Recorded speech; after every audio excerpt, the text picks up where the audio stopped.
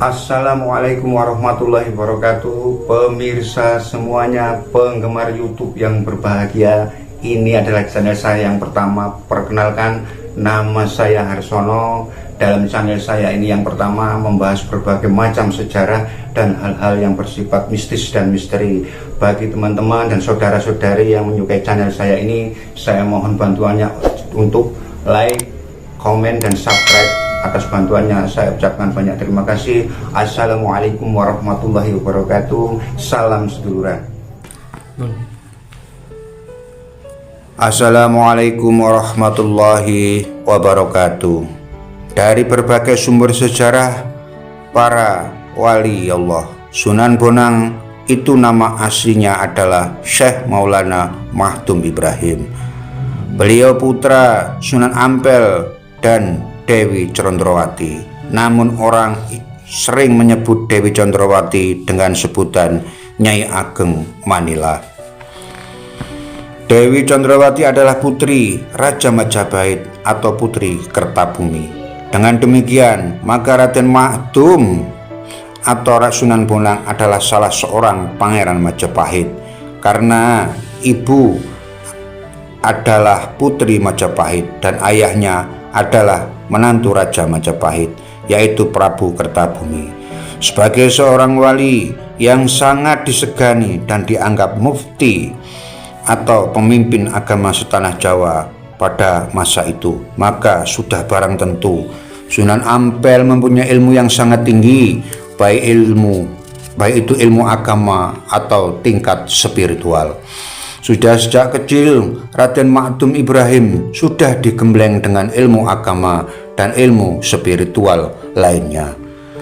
Sudah bukan rahasia lagi bahwa latihan dan rito pada para wali itu lebih berat dari orang awam.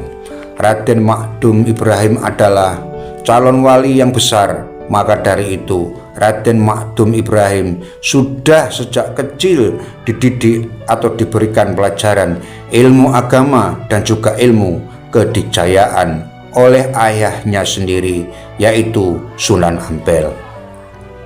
Di samping belajar dari Sunan Ampel, Syekh Maulana Mahdum juga belajar ilmu tauhid, tasawuf, serta ilmu makrifat. Beliau belajar bersama-sama dengan Raden Paku semasa masih remaja, yaitu di negeri Pasai.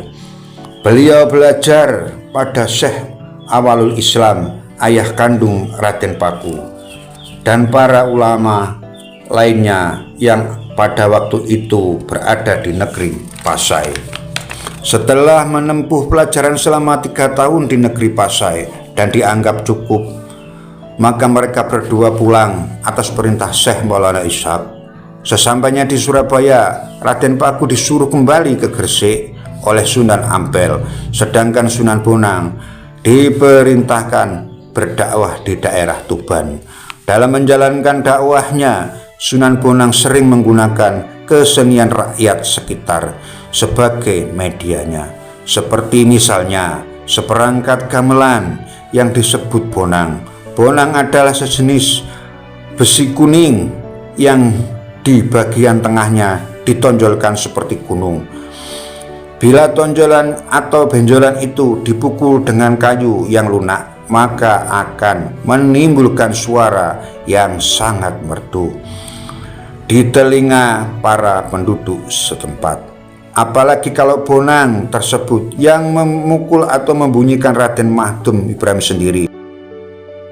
Raden Mahdum adalah seorang wali yang mempunyai citra rasa seni yang sangat tinggi, sehingga apabila beliau bunyikan alat musik atau bonang tersebut membawa pengaruh yang sangat kuat bagi para pendengarnya. Dan anehnya, suara alat musik bonang tersebut seperti mengandung mistis yang sangat tinggi. Dan siapapun yang mendengar bonang yang dibunyikan oleh Syekh Maulana Mahdum pasti mencari asal bunyi tersebut, dan penduduk sekitar ramai-ramai datang dan berkumpul di rumah Sunan Bonang tanpa diundang. Bahkan tidak sedikit dari penduduk setempat yang ingin belajar membunyikan bonang tersebut sekaligus melakukan tembang-tembang ciptaan Raden Makdum Ibrahim. Nah, begitulah siasat Raden Makdum Ibrahim yang dijalankannya dengan penuh kesabaran. Kalau rakyat atau penduduk sudah direbut hatinya, tinggal saja ajaran Islam kepada mereka. Banyak sekali tembang-tembang yang diajarkan oleh Raden Makdum, dan semua lagu-lagu tersebut bernapaskan Islam. Murid-murid Raden Makdum Ibrahim sangat banyak sekali, baik yang berada di Tuban, Pulau Bawean, Jepara, Surabaya, ataupun Madura. Karena beliau sering menggunakan bonang dalam berdakwah mereka, maka masyarakat sekitar memberinya gelar Sunan Bonang. Karyanya sastra Sunan Bonang disebut suluk. Hingga saat ini karya sastra Sunan Bonang itu dianggap sebagai karya sastra yang sangat hebat, penuh keindahan dan makna beragama. Suluk Sunnah Sunan Bonang disimpan rapi di perpustakaan Universitas Leiden, Belanda. Suluk berasal dari bahasa Arab salakatarika, artinya menempuh jalan atau tasawuf, tarekat ilmu yang disebut ilmu suluk. Ajaran ini disampaikan dengan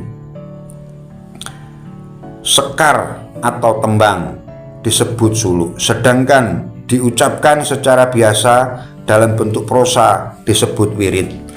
Sunan Bonang sering melakukan perjalanan dakwah keliling hingga beliau berusia lanjut. Sunan Bonang wafat atau meninggal dunia pada saat hendak berdakwah di Pulau Bawean. Berita meninggalnya Sunan Bonang segera menyebar ke seluruh tanah Jawa. Para murid-murid Sunan Bonang berdatangan dari segala penjuru untuk berduka atas meninggalnya guru beliau dan memberikan penghormatan yang terakhir.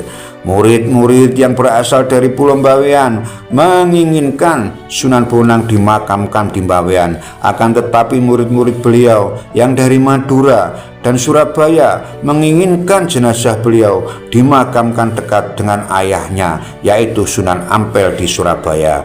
Sedangkan murid-murid dari Surabaya tidak mau kalah dalam hal memberikan kain kafan buat guru tercintanya, yaitu Sunan Bonang. Jenazah Sunan Bonang yang sudah dibungkus dengan kain kafan murid-murid dari Bawean, masih ditambah lagi kain kafan dari murid-murid yang berasal dari Surabaya. Jadi jenazah Sunan Bonang jadi rebutan oleh murid-muridnya sendiri. Mereka ingin memakamkan guru beliau agar dekat dengan ayahnya. Nah, ketika malam tiba, murid-murid dari Surabaya dan Madura menggunakan aji sirep Megananda. Dan aji sirep ini biasanya dipergunakan supaya orang ngantuk bukan kepalang dan tertidur pulas seperti orang mati. Nah, tujuan aji sirep pada malam itu adalah agar supaya orang-orang Bawean tertidur pulas semuanya, sekaligus orang-orang Tuban. Kalau mereka sudah tertidur pulas, orang-orang dari Madura dan Surabaya akan mengangkut jenazah Sunan Bonang ke kapal dan hendak dimakamkan di Surabaya. Karena tindakan mereka dilakukan dengan tergesa-gesa, maka kain kafannya tertinggal satu lembar. Setelah jenazah masuk ke kapal, maka kapal pun bergerak ke arah Surabaya. Akan tetapi ketika berada di perairan Tuban, tiba-tiba kapal yang dipergunakan mengangkut jenazah Sunan Bonang, kapal tersebut tidak bisa bergerak sama sekali, seperti menabrak batu karang yang sangat besar, sehingga terpaksa jenazah Sunan Bonang dimakamkan di Tuban, yaitu di sebelah barat Masjid Jami Tuban atau dekat dengan alun-alun Tuban. Sementara kain kafan Sunan Bonang yang tertinggal di Bawean, ternyata juga ada jenazahnya Sunan Bonang. Orang-orang Bawean pun menguburkan jenazah tersebut dengan penuh khidmat. Dengan demikian, ada 2 jenazah Sunan Bonang. Inilah karomah atau kelebihan serta keistimewaan yang diberikan oleh Allah kepada Sunan Bonang. Dengan demikian tidak ada permusuhan di antara murid-muridnya. Sunan Bonang wafat pada tahun 1525. Makamnya Sunan Bonang yang dianggap asli adalah yang berada di kota Tuban, sehingga sampai sekarang makam tersebut banyak diziarahi orang dari segala penjuru tanah air. Beginilah cerita Sunan Bonang secara singkat. Mudah-mudahan cerita ini membawa manfaat untuk kita semuanya. Amin. Sekian dan terima kasih.